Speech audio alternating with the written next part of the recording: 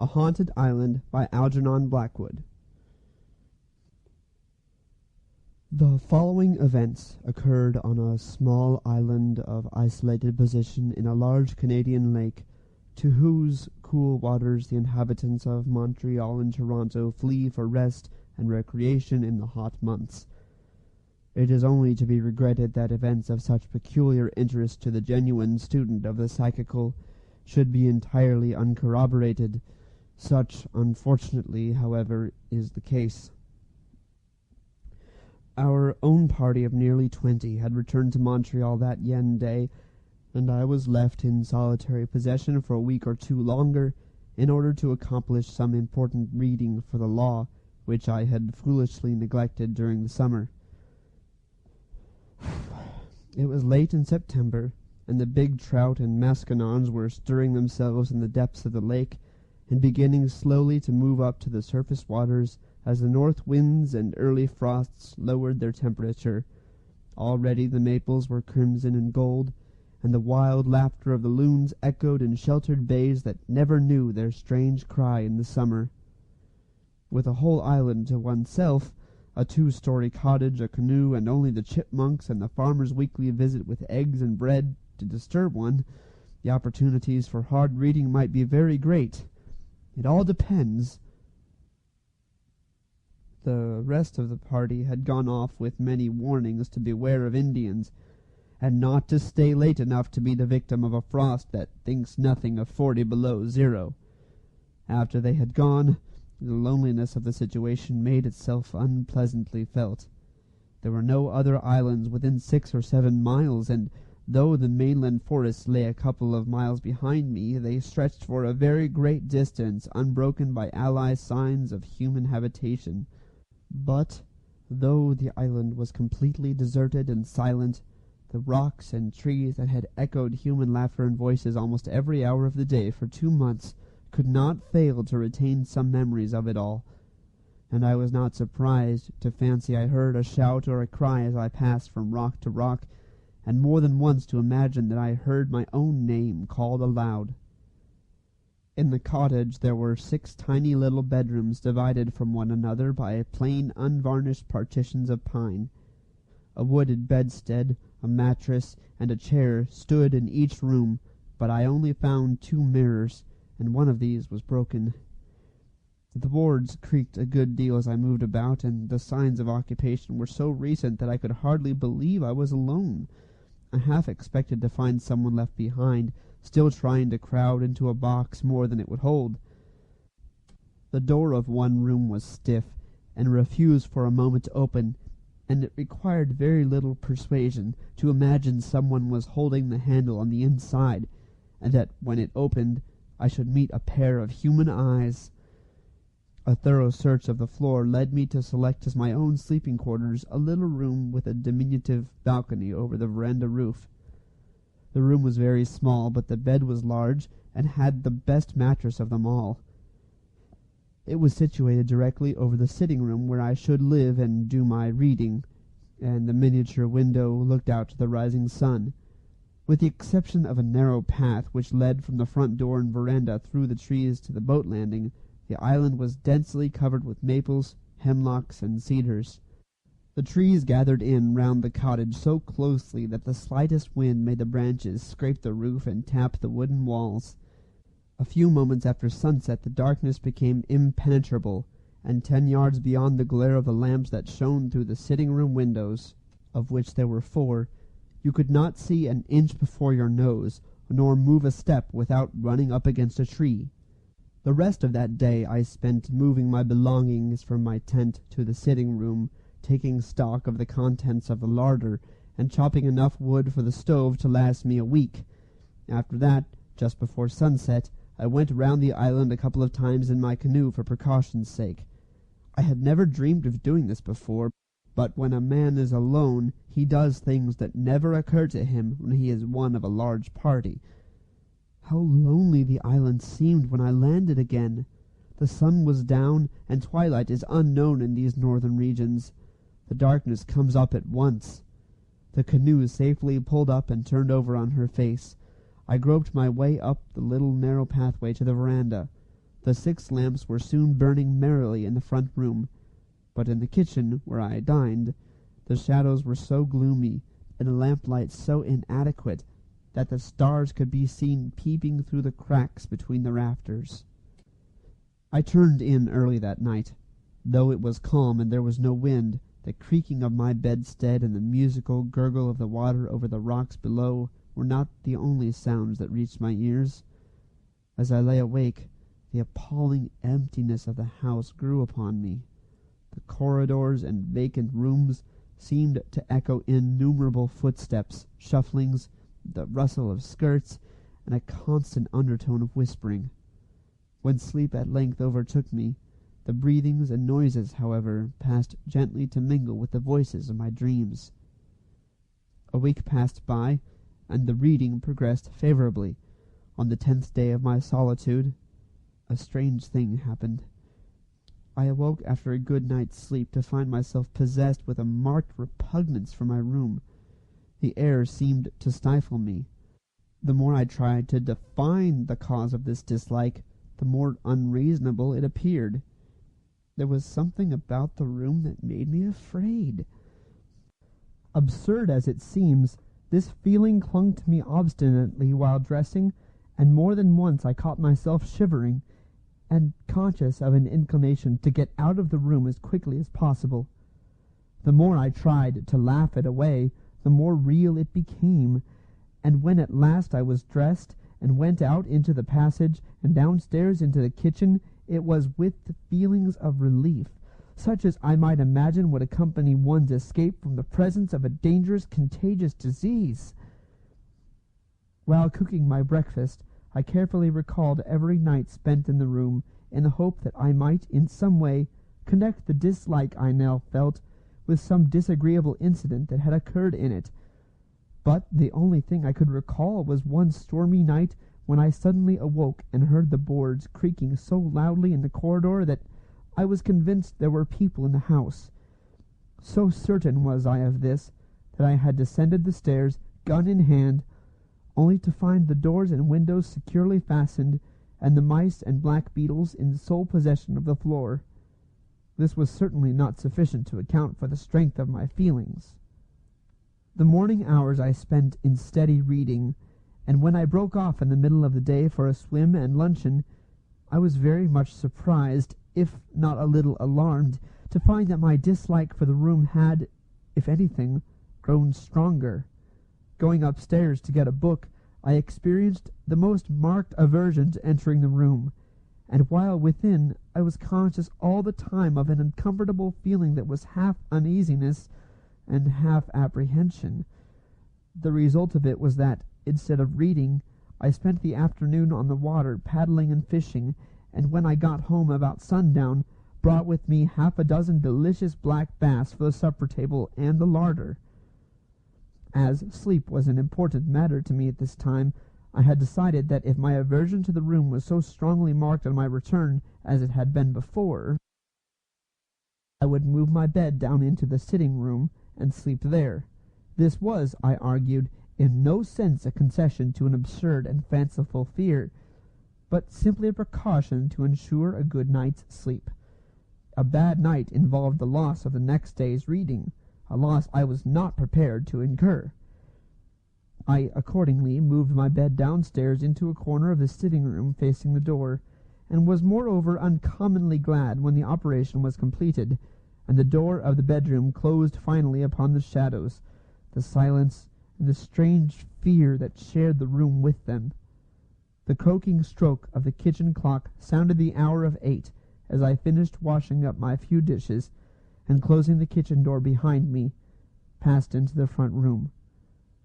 All the lamps were lit, and the reflectors, which I had polished up during the day, threw a blaze of light into the room.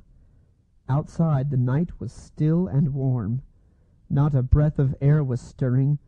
The waves were silent, the trees motionless, and heavy clouds hung like an oppressive curtain over the heavens. The darkness seemed to have rolled up with unusual swiftness, and not the faintest glow of color remained to show where the sun had set. There was present in the atmosphere that ominous and overwhelming silence which so often precedes the most violent storms. I sat down to my books with my brain unusually clear, and in my heart the pleasant satisfaction of knowing that 5 black bass were lying in the ice-house, and that tomorrow morning the old farmer would arrive with fresh bread and eggs. I was soon absorbed in my books. As the night wore on, the silence deepened. Even the chipmunks were still, and the boards of the floors and walls ceased creaking. I read on steadily till, from the gloomy shadows of the kitchen, came the hoarse sound of the clock striking 9. How loud the strokes sounded! They were like blows of a big hammer. I closed one book and opened another, feeling that I was just warming up to my work. This, however, did not last long. I presently found that I was reading the same paragraphs over twice, simple paragraphs that did not require such effort. Then I noticed that my mind began to wander to other things, and the effort to recall my thoughts became harder with each digression. Concentration was growing momentarily more difficult.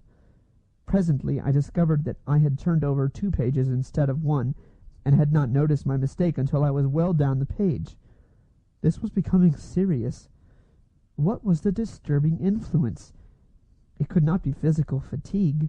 On the contrary, my mind was unusually alert, and in a more receptive condition than usual. I made a new and determined effort to read, and for a short time succeeded in giving my whole attention to my subject. But in a very few moments again I found myself leaning back in my chair, staring vacantly into space. Something was evidently at work in my subconsciousness. There was something I had neglected to do. Perhaps the kitchen door and windows were not fastened. I accordingly went to see, and found that they were. The fire perhaps needed attention. I went to see, and found that it was all right. I looked at the lamps, went upstairs into every bedroom in turn, and then went round the house and even into the ice-house. Nothing was wrong. Everything was in its place. Yet something was wrong. The conviction grew stronger and stronger within me. When I at length settled down to my books again and tried to read, I became aware for the first time that the room seemed growing cold. Yet the day had been oppressively warm, and evening had brought no relief. The 6 big lamps, moreover, gave out heat enough to warm the room pleasantly. But a chilliness that perhaps crept up from the lake made itself felt in the room, and caused me to get up to close the glass door opening onto the veranda. For a brief moment I stood looking out at the shaft of light that fell from the windows and shone some little distance down the pathway, and out for a few feet into the lake. As I looked, I saw a canoe glide into the pathway of light, and immediately crossing it, pass out of sight again into the darkness. It was perhaps 100 feet from the shore, and it moved swiftly. I was surprised that a canoe should pass the island at that time of night, for all the summer visitors from the other side of the lake had gone home weeks before, and the island was a long way out of any line of water traffic. My reading from this moment did not make very good progress, for somehow the picture of that canoe, gliding so dimly and swiftly across the narrow track of light in the black waters, silhouetted itself against the background of my mind with singular vividness. It kept coming between my eyes and the printed page. The more I thought about it, the more surprised I became. It was of larger build than any I had seen during the past summer months, and was more like the old Indian war canoes, with the high curving bows and stern and wide beam. The more I tried to read, the less success attended my efforts, and finally I closed my books and went out onto the veranda to walk up and down a bit, and shake the chilliness out of my bones. The night was perfectly still, and as dark as imaginable. I stumbled down the path to the little landing wharf, where the water made the very faintest of gurgling under the timbers. The sound of a big tree falling in the mainland forest, far across the lake, stirred echoes in the heavy air. like the first guns of a distant night attack. No other sound disturbed the stillness that reigned supreme. As I stood upon the wharf in the broad splash of light that followed me from the sitting-room windows, I saw another canoe cross the pathway of uncertain light upon the water, and disappear at once into the impenetrable gloom that lay beyond. This time I saw more distinctly than before. It was like the former canoe, a big birch bark with high crested bows and stern and broad beam. It was paddled by 2 Indians, of whom the one in the stern, the steerer, appeared to be a very large man. I could see this very plainly, and though the second canoe was much nearer the island than the first, I judged that they were both on their way home to the government reservation, which was situated some 15 miles away upon the mainland. I was wondering in my mind what could possibly bring any Indians down to this part of the lake at such an hour of the night, when a third canoe, of precisely similar build, and also occupied by 2 Indians, passed silently round the end of the wharf. This time the canoe was very much nearer shore, and it suddenly flashed into my mind that the 3 canoes were in reality one and the same, and that only one canoe was circling the island.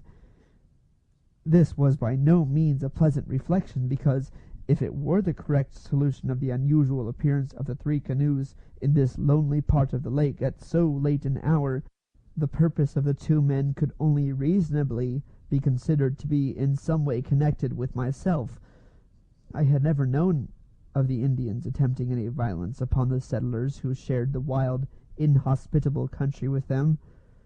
At the same time, it was not beyond the region of possibility to suppose, but then I did not care even to think of such hideous possibilities, and my imagination immediately sought relief in all manner of other solutions to the problem, which indeed came readily enough to my mind, but did not succeed in recommending themselves to my reason.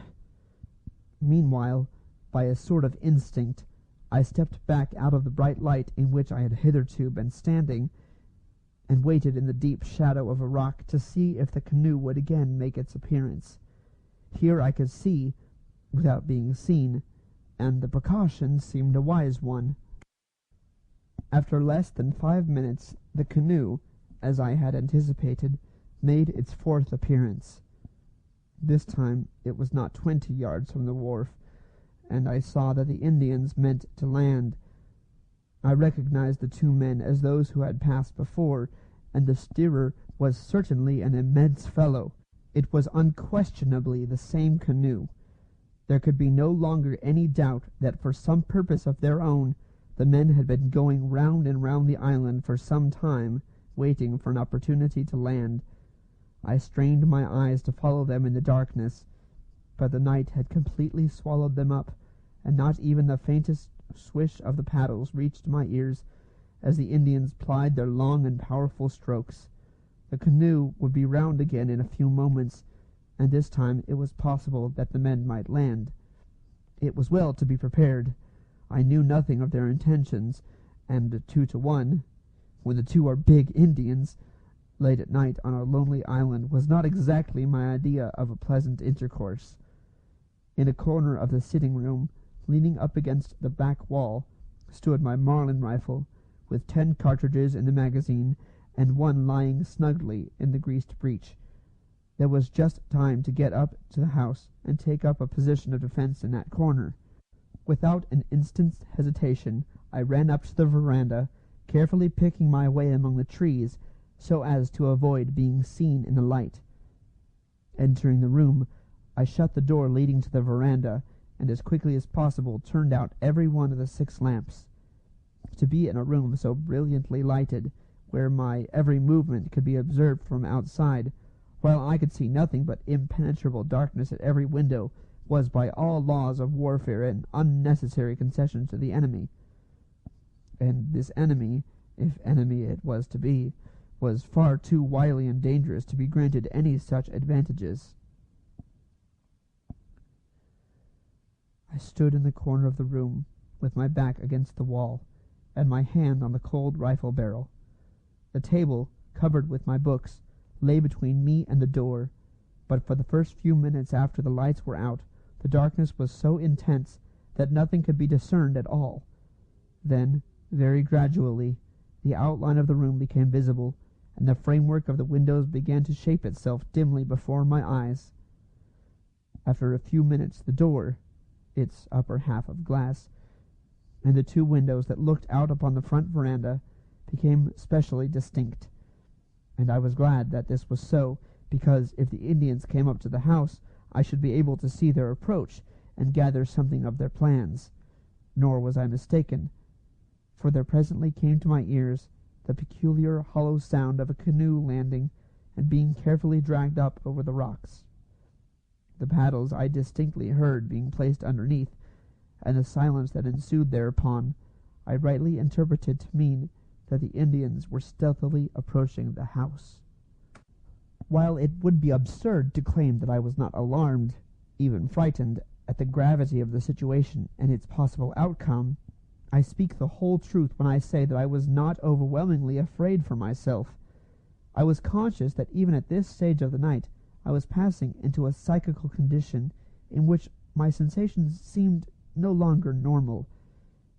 Physical fear at no time entered into the nature of my feelings, and though I kept my hand upon my rifle the greater part of the night, I was all the more conscious that its assistance could be of little avail against the terrors that I had to face. More than once I seemed to feel most curiously that I was in no real sense a part of the proceedings, nor actually involved in them, but that I was playing the part of a spectator,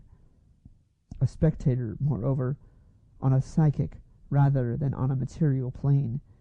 Many of my sensations that night were too vague for definite description and analysis, but the main feeling that will stay with me to the end of my days is the awful horror of it all, and the miserable sensation that if the strain had lasted a little longer than was actually the case, my mind must inevitably have given way.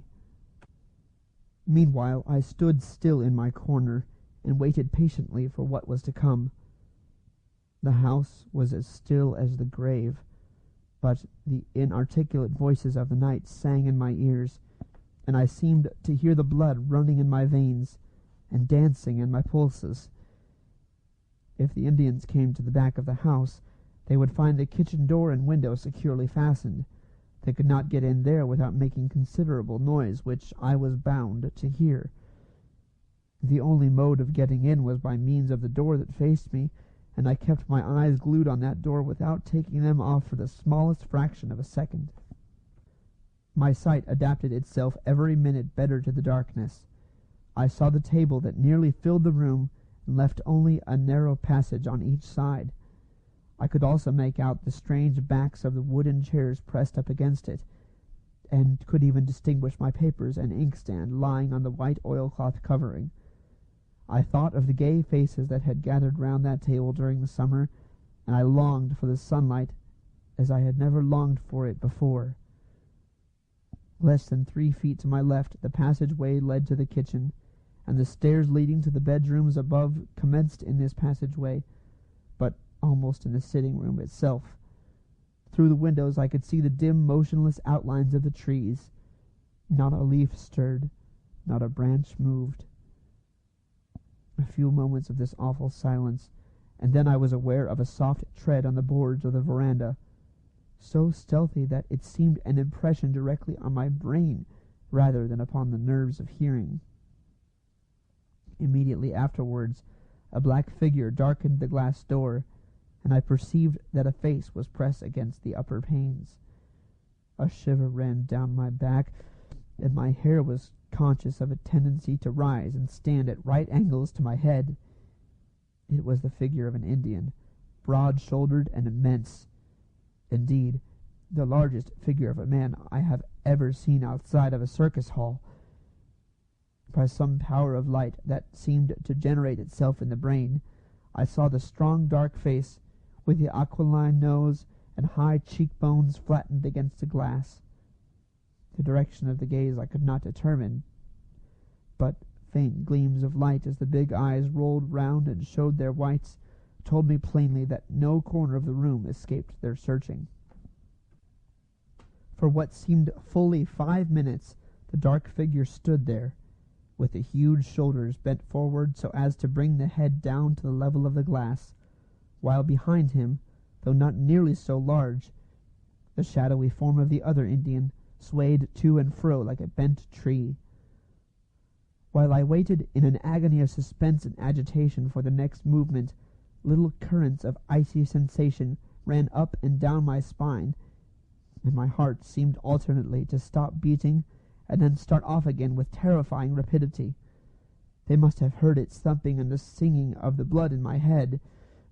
Moreover, I was conscious, as I felt a cold stream of perspiration trickle down my face, of a desire to scream, to shout, to bang the walls like a child, to make a noise, or do anything that would relieve the suspense and bring things to a speedy climax.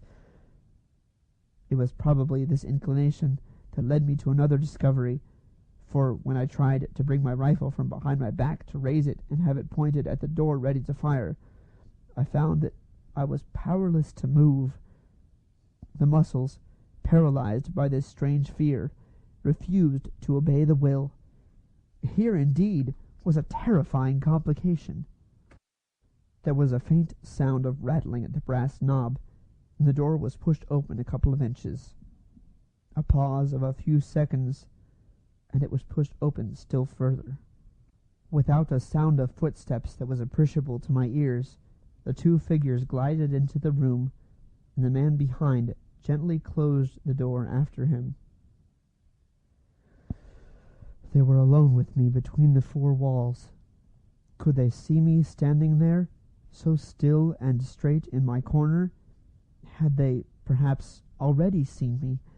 My blood surged and sang like the roll of drums in an orchestra, and though I did my best to suppress my breathing, it sounded like the rushing of wind through a pneumatic tube.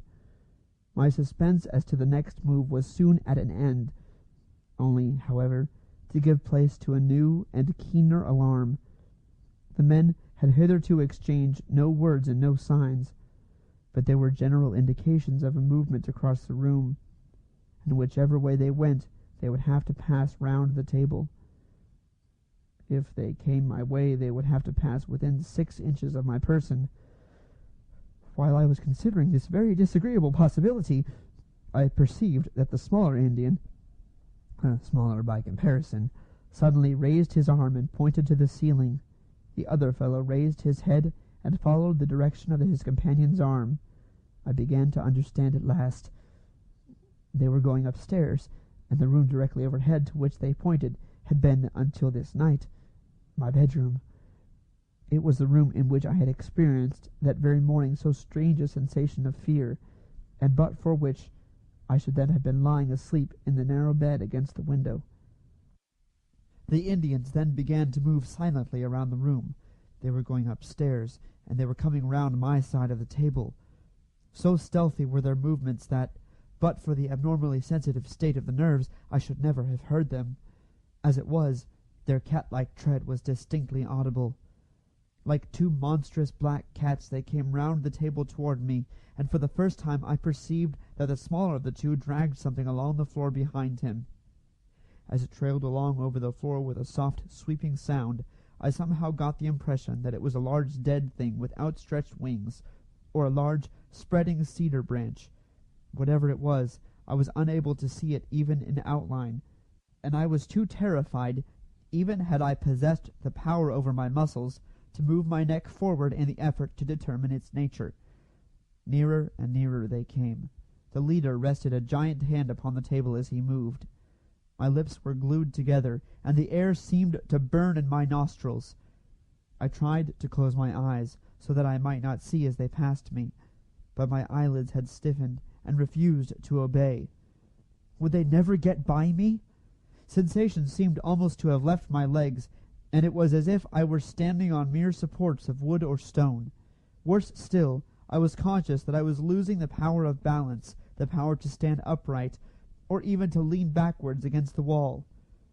Some force was drawing me forward, and a dizzy terror seized me that I should lose my balance and topple forward against the Indians just as they were in the act of passing me. Even moments drawn out into hours must come to an end sometime, and almost before I knew it, the figures had passed me and had their feet upon the lower step of the stairs leading to the upper bedrooms. There could not have been 6 inches between us, and yet I was conscious only of a current of cold air that followed them. They had not touched me, and I was convinced that they had not seen me. Even the trailing thing on the floor behind them had not touched my feet, as I had dreaded it would, and on such an occasion as this I was grateful even for the smallest mercies. The absence of the Indians from my immediate neighborhood brought little sense of relief. I stood shivering and shuddering in corner, and beyond being able to breathe more freely, I felt no whit less uncomfortable. Also, I was aware that a certain light, which, without apparent source or rays, had enabled me to follow their every gesture and movement, had gone out of the room with their departure. An unnatural darkness now filled the room and pervaded its every corner, so that I could barely make out the positions of the windows and the glass doors. As I said before, my condition was evidently an abnormal one. The capacity for feeling surprise seemed, as in dreams, to be wholly absent. My senses recorded with unusual accuracy every smallest occurrence, but I was able to draw only the simplest deductions. The Indians soon reached the top of the stairs, and there they halted for a moment. I had not the faintest clue as to their next movement. They appeared to hesitate. They were listening attentively. Then I heard one of them, who, by the weight of his soft tread, must have been the giant, cross the narrow corridor and enter the room directly overhead, my own little bedroom. But for the insistence of that unaccountable dread I had experienced there in the morning, I should at that very moment have been lying in the bed with the big Indian in the room standing beside me. For the space of 100 seconds there was silence, such as might have existed before the birth of sound. It was followed by a long quivering shriek of terror, which rang out into the night and ended in a short gulp before it had run its full course. At the same moment the other Indian left his place at the head of the stairs and joined his companion in the bedroom. I heard the thing trailing behind him along the floor. A thud followed, as of something heavy falling, and then all became as still and silent as before. It was at this point that the atmosphere, surcharged all day with the electricity of a fierce storm, found relief in a dancing flash of brilliant lightning simultaneously with a crash of loudest thunder. For 5 seconds every article in the room was visible to me with amazing distinctness, and through the windows I saw the tree trunks standing in solemn rows. The thunder pealed and echoed across the lake and among the distant islands, and the floodgates of heaven then opened and let out their rain in streaming torrents. The drops fell with a swift rushing sound upon the still waters of the lake, which leaped up to meet them, and pattered with a rattle of shot on the leaves of the maples and the roof of the cottage. A moment later, and another flash, even more brilliant and of longer duration than the first, lit up the sky from zenith to horizon, and bathed the room momentarily in dazzling whiteness.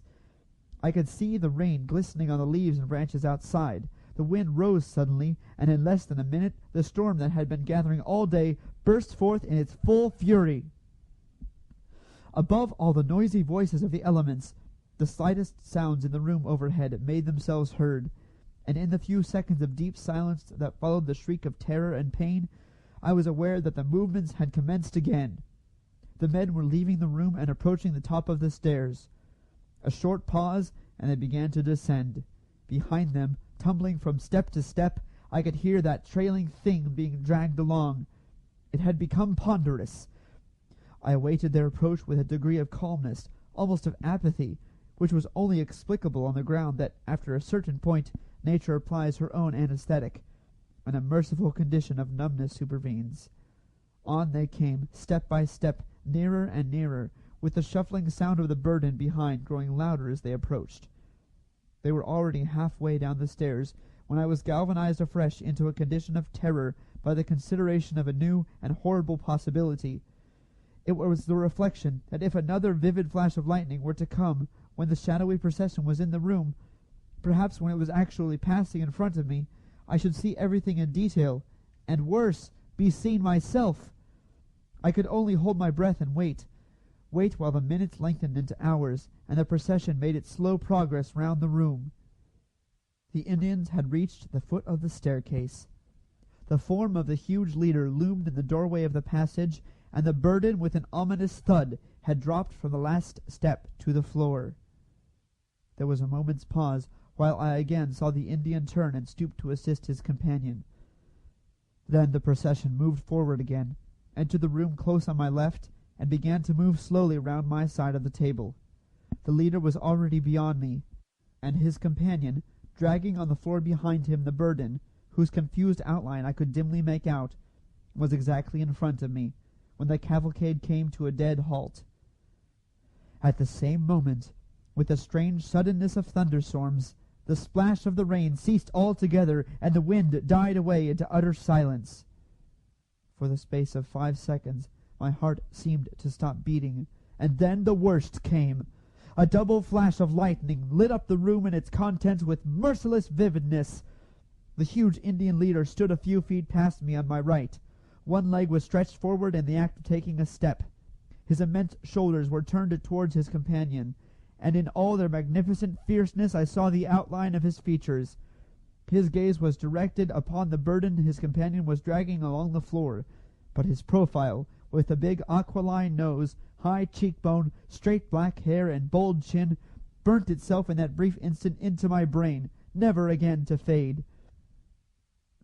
Dwarfish, compared with this gigantic figure, appeared the proportions of the other Indian, who, within 12 inches of my face, was stooping over the thing he was dragging in a position that lent to his person the additional horror of deformity. And the burden, lying upon a sweeping cedar branch, which he held and dragged by a long stem, was the body of a white man.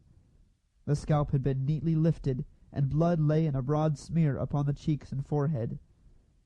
Then, for the first time that night, the terror that had paralyzed my muscles and my will lifted its unholy spell from my soul. With a loud cry I stretched out my arms to seize the big Indian by the throat, and, grasping only air, tumbled forward unconscious upon the ground.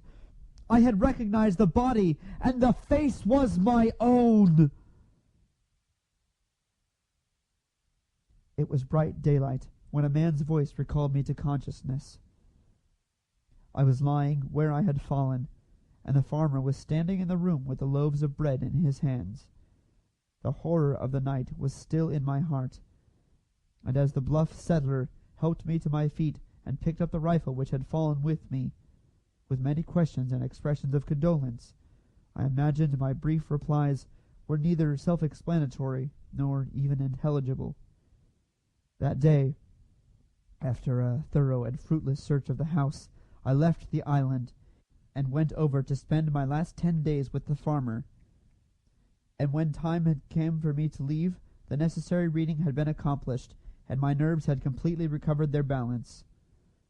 On the day of my departure, the farmer started early in his big boat with my belongings to row to the point, 12 miles distant, where a little steamer ran twice a week for the accommodation of hunters.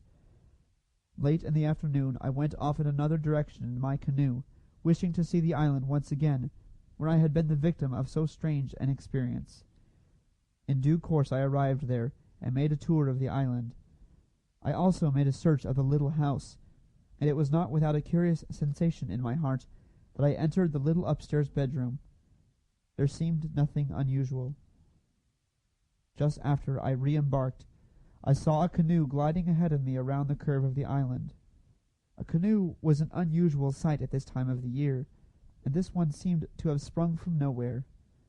Altering my course a little, I watched it disappear around the next projecting point of rock. It had high curving bows, and there were 2 Indians in it. I lingered with some excitement to see if it would appear again round the other side of the island, and in less than 5 minutes it came into view. There were less than 200 yards between us, and the Indians, sitting on their haunches, were paddling swiftly in my direction. I never paddled faster in my life than I did in those next few minutes. When I turned to look again, the Indians had altered their course, and were again circling the island. The sun was sinking behind the forests on the mainland, and the crimson-colored clouds of sunset were reflected in the waters of the lake, when I looked round for the last time, and saw the big bark canoe and its two dusky occupants still going round the island. Then the shadows deepened rapidly, the lake grew black, and the night wind blew its first breath in my face as I turned a corner, and a projecting bluff of rock hid from my view both island and canoe. End of A Haunted Island. Recording by Bernard Spiel. BERNARDSPIEL.blogspot.com